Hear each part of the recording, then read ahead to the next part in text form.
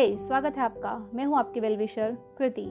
दोस्तों, आजकल cardiovascular disease यानी दिल से संबंधित बीमारियां आम बात हो गई है और वर्ल्ड हेल्थ ऑर्गेनाइजेशन यानी विश्व स्वास्थ्य संगठन WHO के अनुसार 2022 में भारत में लगभग 27% मृत्यु कार्डियोवैस्कुलर डिजीज की वजह से हुई हैं। हार्ट प्रॉब्लम में जो सबसे महत्वपूर्ण भूमिका अदा करता है वो है बीपी।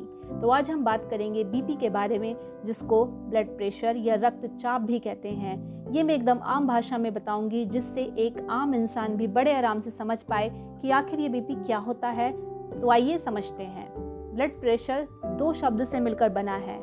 अगर हम इसका संधि विच्छेद कर दें तो पहला शब्द है ब्लड यानी खून, रक्त, जो हमें पता ही है। अब बात करते हैं दूसरा शब्द प्रेशर मतलब क्या।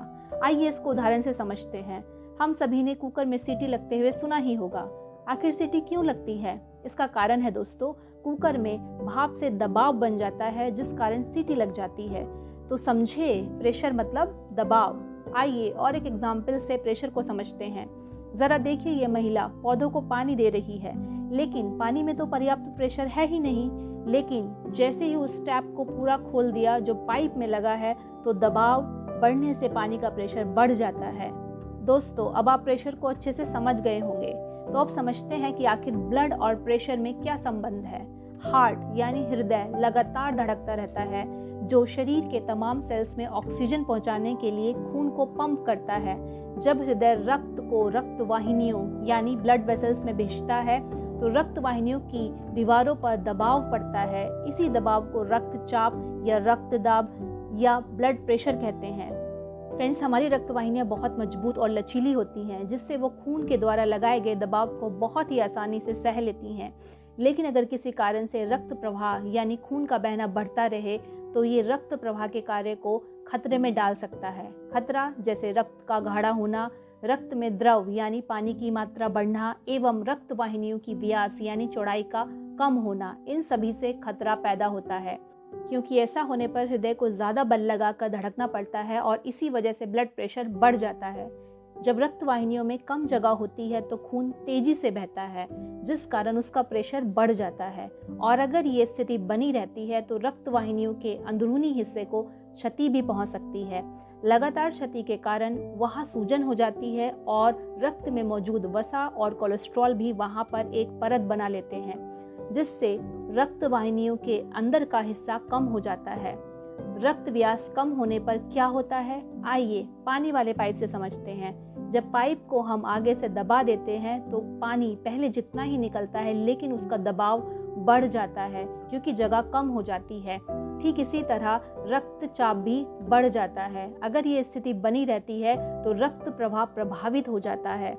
जगह धीरे धीरे कम होने से वहां ब्लॉकेज बन जाती है, जिससे सभी अंगों तक ऑक्सीजन या पोषक तत्व नहीं पहुंच पाते हैं और वो अंग काम करना बंद कर देते हैं। फॉर एग्जाम्पल, अगर हृदय को रक्त पहुंचाने वाली रक्त वाहिनियों को क्षति पहुंचती है तो वो बंद हो जाती हैं, तो दिल का दौरा यानी हार्ट अटैक हो जाता है। अगर ये ब्रेन में यानी मस्तिष्क में होता है तो वहां भी दौरा यानी ब्रेन स्ट्रोक हो सकता है। क्योंकि दोस्तों, हमारे खून के माध्यम से ही शरीर के सभी अंगों तक जरूरी चीजें पहुंचती हैं और हमारी रक्त वाहिनियां ही खून को सभी अंगों तक वो पहुंचाती हैं, इसलिए उनका स्वस्थ होना बहुत जरूरी है। ब्लड प्रेशर हृदय के सिकुड़ने और फैलने पर निर्भर करता है। जब हृदय सिकुड़ता है तो रक्त वाहिनियों की दीवारों पर दबाव पड़ता है। इसे सिस्टोलिक ब्लड प्रेशर कहते हैं। एक स्वस्थ इंसान का सिस्टोलिक लेवल 90 से 130 मिलीमीटर मर्क्यूरी के बीच होता है। दो हार्ट बीट यानी धड़कनों के बीच में जो दबाव होता है, जिसे डायस्टोलिक ब्लड प्रेशर कहते हैं। एक स्वस्थ इंसान का डायस्टोलिक ब्लड प्रेशर 60 से 80 मिलीमीटर मर्क्यूरी के बीच होता है।